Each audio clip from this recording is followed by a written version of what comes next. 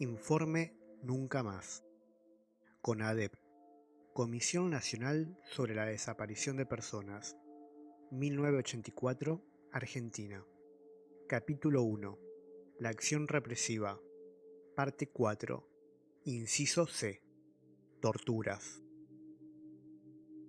Si al salir del cautiverio me hubieran preguntado ¿te torturaron mucho?, le habría contestado sí, los 3 meses sin parar. Si esa pregunta me la formularan hoy, les puedo decir que pronto cumplo 7 años de tortura. Miguel Ángel Agostino, legajo número 3901. En la casi totalidad de las denuncias recibidas por esta comisión se mencionan actos de tortura. No es casual. La tortura fue un elemento relevante en la metodología empleada. Los centros clandestinos de detención fueron concebidos, entre otras cosas, para poder practicarlas impunemente. La existencia y la generalización de las prácticas de tortura sobrecogen por la imaginación puesta en juego, por la personalidad de los ejecutores y de quienes la avalaron y emplearon como medio. Al redactarse este informe, existieron dudas en cuanto a la adopción del sistema de exposición más adecuado para este tema, con el objeto de evitar que este capítulo se convirtiera en una enciclopedia del horror. No hemos encontrado, sin embargo, la forma de eludir esta estructura del relato. Porque en definitiva, ¿qué otra cosa sino un inmenso muestrario de las graves e incalificables perversiones que han sido estos actos sobre los que gobiernos carentes de legitimidad basaron gran parte de su dominio sobre toda una nación? Transcribimos el primero de los casos en toda su extensión por ser prototípico. En él encontramos reflejados los terribles padecimientos físicos y psicológicos de quienes atravesaron este periplo. Los relatamos de principio a fin, con todas sus implicancias en la personalidad de las víctimas, a las que se quería destruir. En el resto de los casos mencionados, hemos extraído solamente lo relativo a la modalidad del tormento que se aplicó. Por último, no ignoramos y nos conduele la desgarradora impresión que la cruda exposición que hacemos aquí producirá en las víctimas y sus familiares, a su vez damnificados. Sabemos del dolor que causa el acabado conocimiento de esta barbarie. El doctor Norberto Liski, legajo número 7397, es médico, casado con Hilda Norma Eruñu, y es padre de 2 hijas menores. En 1976 vivía en un complejo habitacional del partido de La Matanza y trabajaba en el dispensario médico allí existente. A raíz de reclamos y movilizaciones de los ocupantes de distintas unidades por la regularización jurídica y constructiva del complejo habitacional, el 25 de marzo de 1976, en un operativo nocturno, detienen a la esposa del presidente de la Junta Vecinal. Al día siguiente, fuerzas uniformadas desvalijaron varios domicilios, entre ellos el dispensario del Dr. Liski, secuestrando a Mario Portela, delegado de la Junta Vecinal, quien aparece muerto 12 horas más tarde.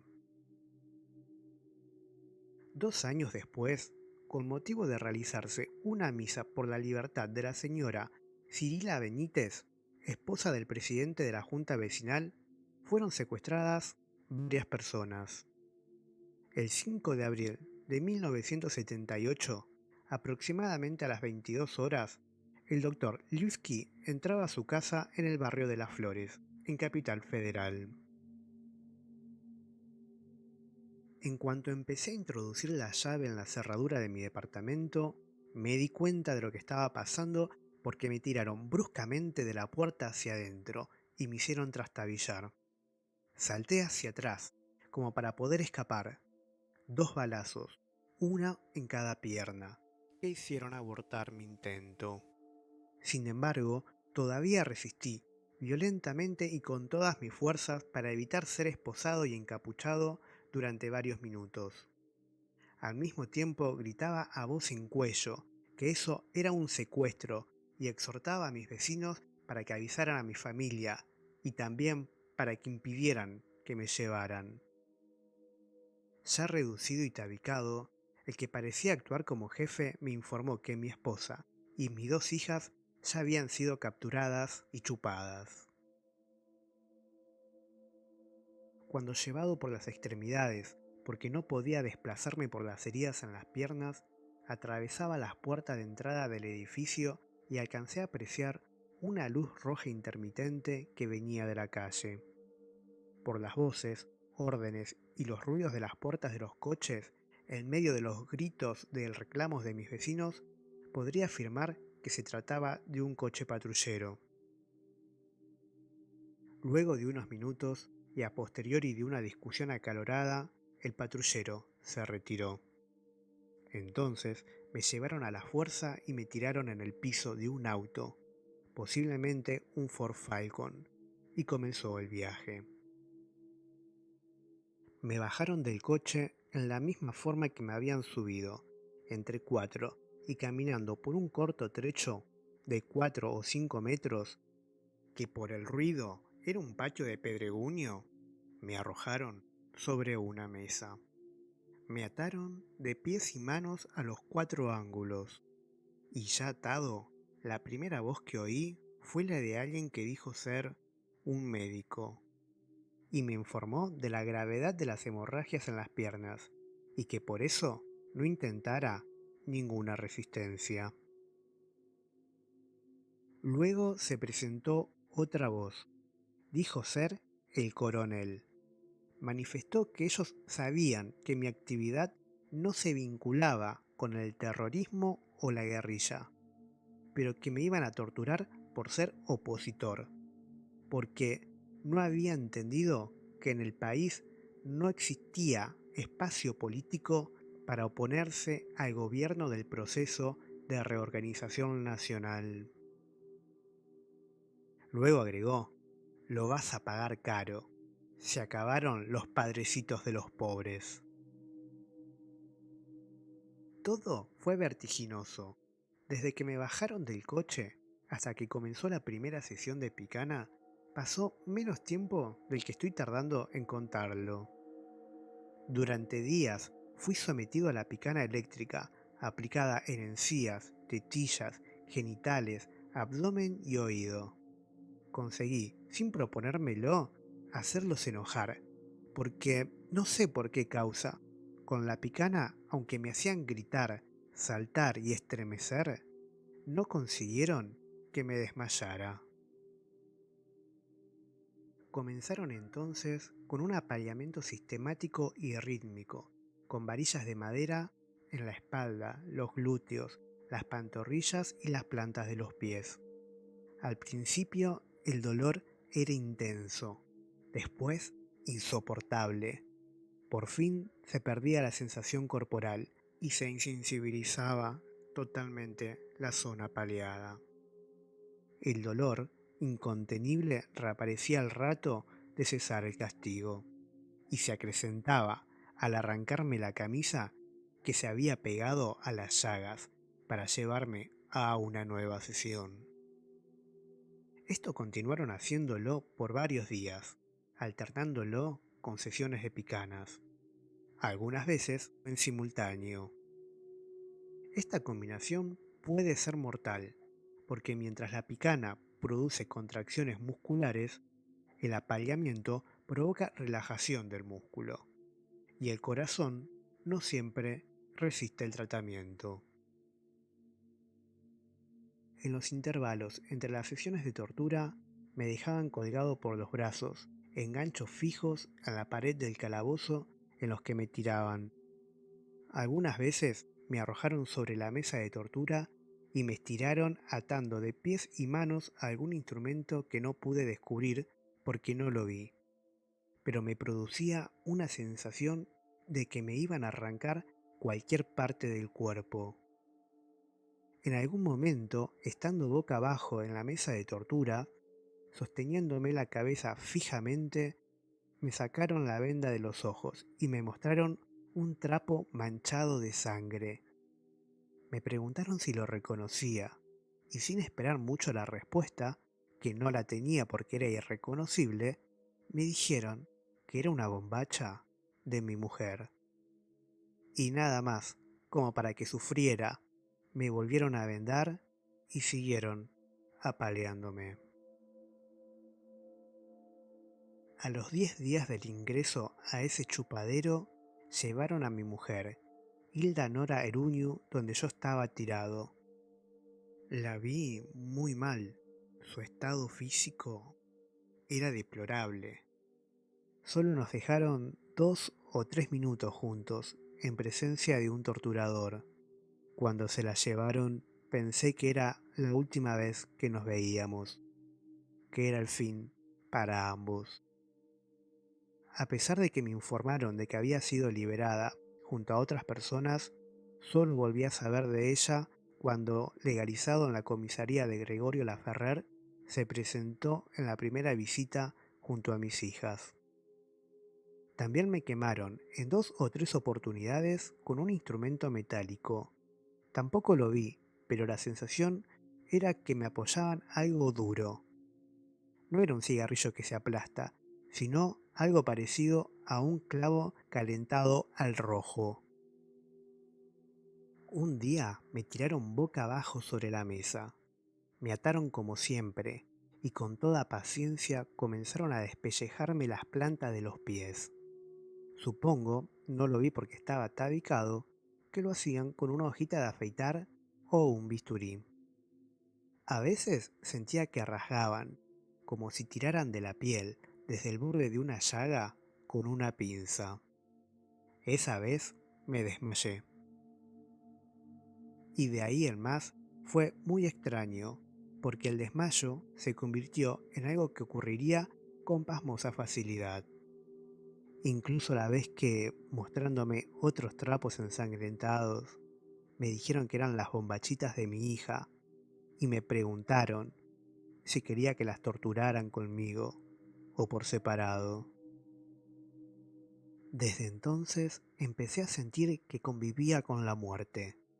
Cuando no estaba en sesión de tortura, alucinaba con ella, a veces despierto y otras en sueños. Cuando me venían a buscar para una nueva sesión, lo hacían gritando y entraban a la celda pateando la puerta y golpeando lo que encontraran violentamente.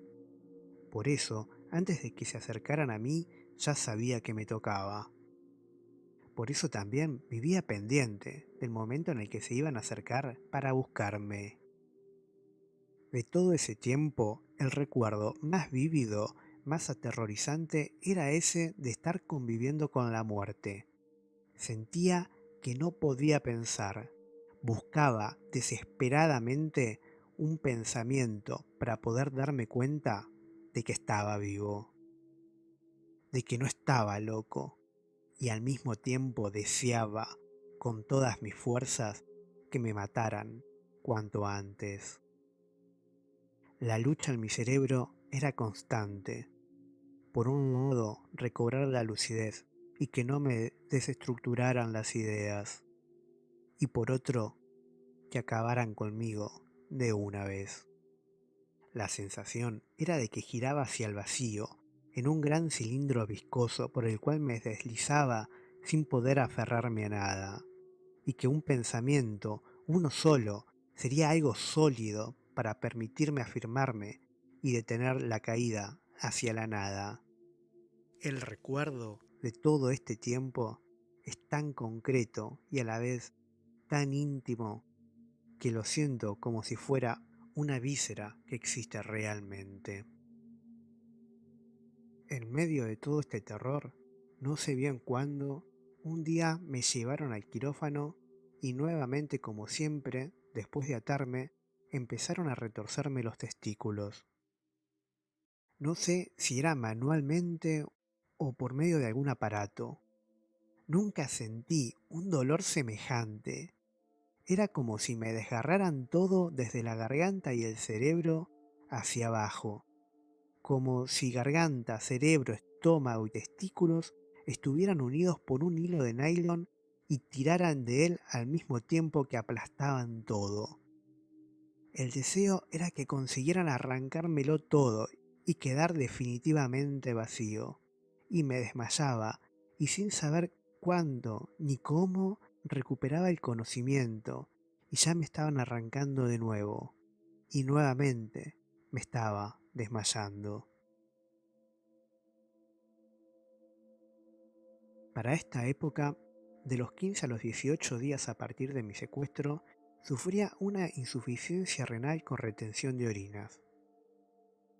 3 meses y medio después, preso en el penal de Villa Devoto, los médicos de Cruz Roja Internacional diagnostican una insuficiencia renal aguda de origen traumático que podríamos rastrear en estas palizas.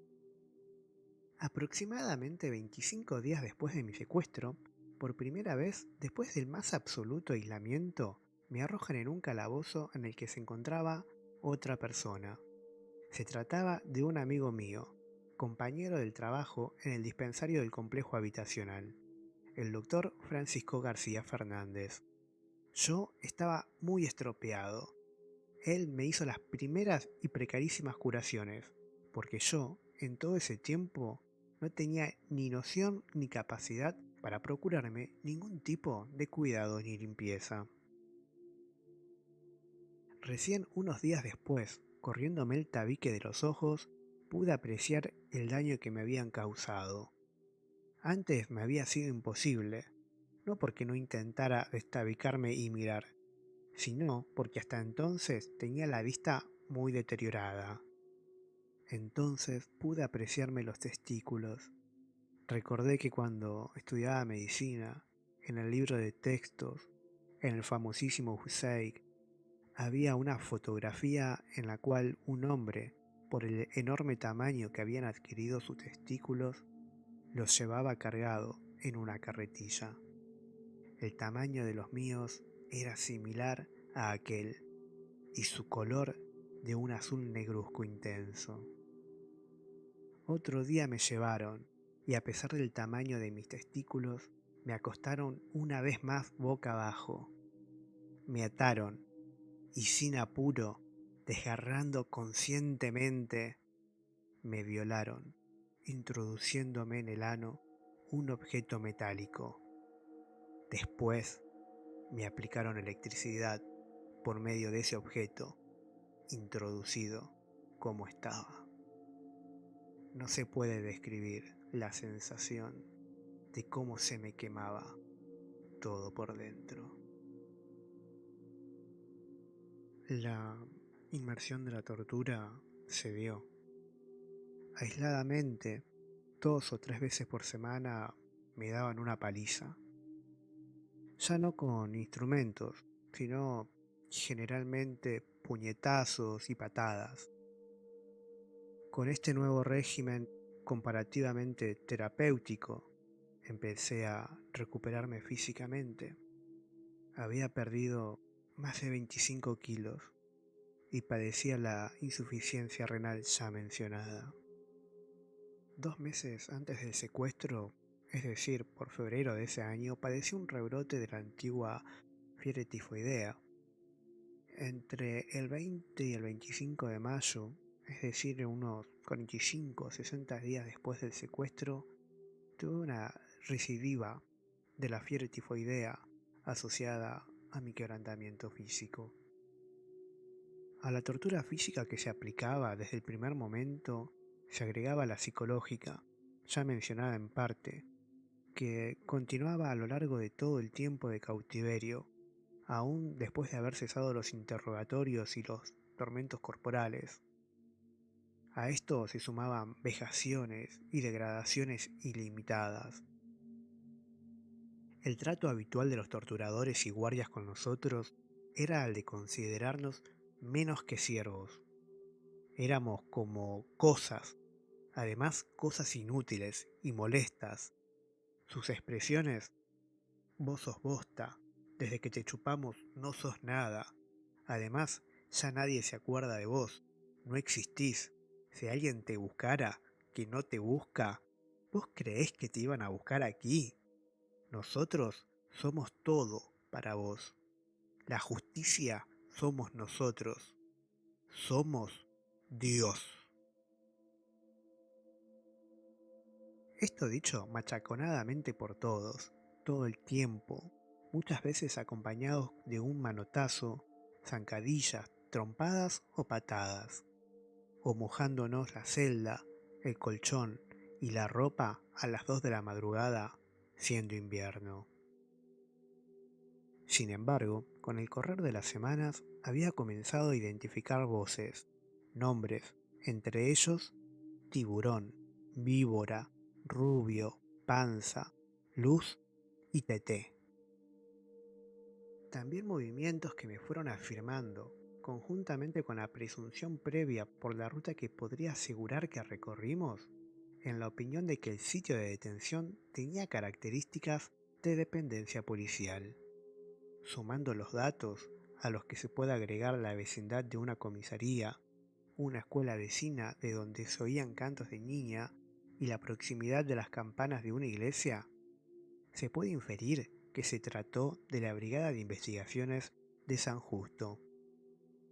Entre las personas con las que compartí el cautiverio, lo sé porque oí sus voces y me dijeron sus nombres desde los calabozos separados, estaban Aurelio Araujo, Olga Araujo, Abel de León, Amalia Marrone, Atilio Barberán, Jorge Heumann, Raúl Petruch y Norma Erunú. El 1 de junio, el día del comienzo del Mundial de Fútbol, junto a otros 6 cautivos detenidos desaparecidos, fui trasladado en un vehículo tipo camioneta, apilados como bolsas, unos sobre los otros con los ojos vendados, a lo que resultó ser la comisaría de Gregorio Laferrer. Actuó en el traslado uno de los más activos torturadores. También puedo afirmar que fue él quien me disparó cuando me secuestraron. El trayecto y el tiempo empleado corrobora la hipótesis anterior con respecto al centro clandestino. Un dato previo de suma importancia después es el de mi participación profesional a partir de 1971 en la Escuela de Pilotos de Integración Social de Niños Discapacitados, que había sido creada en 1963. Funcionaba en Hurlingham, partido de Morón. Después de permanecer 2 meses en un calabozo de esa comisaría, una noche me hicieron firmar un papel con los ojos vendados, que después utilizaron como primera declaración ante el Consejo de Guerra Estable 1/1. El 18 de agosto me llevaron al regimiento de Palermo, donde el juez de instrucción me hace conocer los cargos. Entre ellos figuraba mi anterior mencionada participación en la Escuela de Pilotos de Hurlingham. Allí denuncié todas las violaciones, incluyendo las torturas, el saqueo de mi hogar y la firma del escrito bajo apremio y sin conocerlo. El doctor Norberto Lewski fue conducido al Tribunal Militar, Consejo de Guerra Estable número 1/1. Este se declaró incompetente por no tener acusación que dirigirle. Giradas las actuaciones a la justicia federal, se dicta inmediatamente el sobreseimiento definitivo. Todo el martirio relatado fue soportado por una persona contra la que nadie formuló cargo alguno.